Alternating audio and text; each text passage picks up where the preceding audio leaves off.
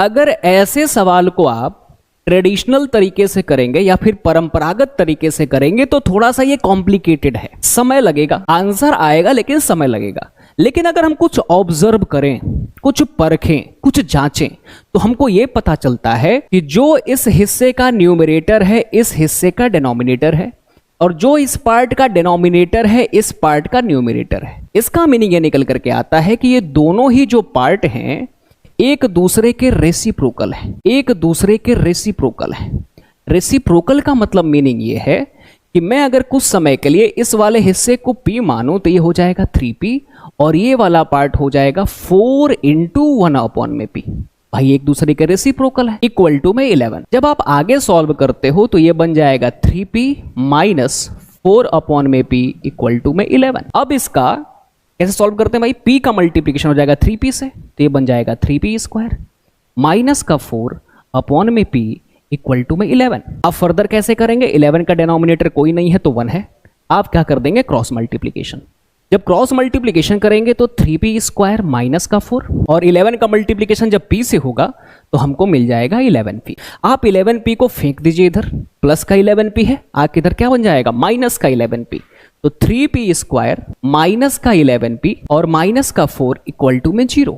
जब आप इसको सॉल्व करेंगे तो 3 का मल्टीप्लिकेशन होगा -4 से, तो 3 का मल्टीप्लिकेशन -4 से होगा तो हमको मिलेगा -12। ये माइनस बताता है कि फैक्टर्स का डिफरेंस लेना है, फैक्टर्स का डिफरेंस लेना है। अब 6 के ऐसे दो फैक्टर्स जिनका डिफरेंस 11 आ जाए, तो 12 और 1, 12 और 1, तो 12 और 1 का जो डिफरेंस होता है वो 11 होता है। लेकिन अगर मैं 1 में से 12 माइनस कर दूं तो हमको मिल जाएगा माइनस का 11।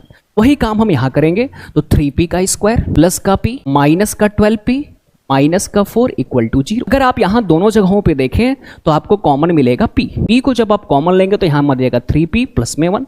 यहां से आप कॉमन ले लीजिए -4 को, तो फिर से आपको यहां मिलेगा 3p प्लस का 1 इक्वल टू 0। माइनस में से माइनस अंदर प्लस, माइनस में से माइनस अंदर प्लस।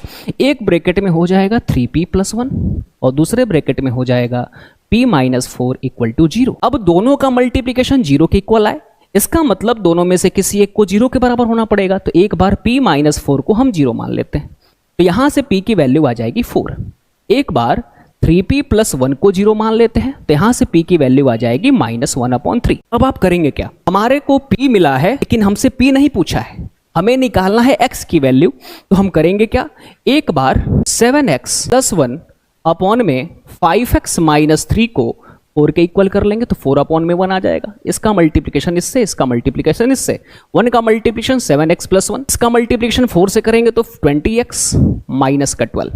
ठीक, -12 को इधर फेंक दीजिए, प्लस 7x को इधर फेंक दीजिए, तो -12 आएगा तो बन जाएगा प्लस का 12 और ये हो जाएगा 13। और 20x में से 7x माइनस करेंगे तो ये हो जाएगा 13x।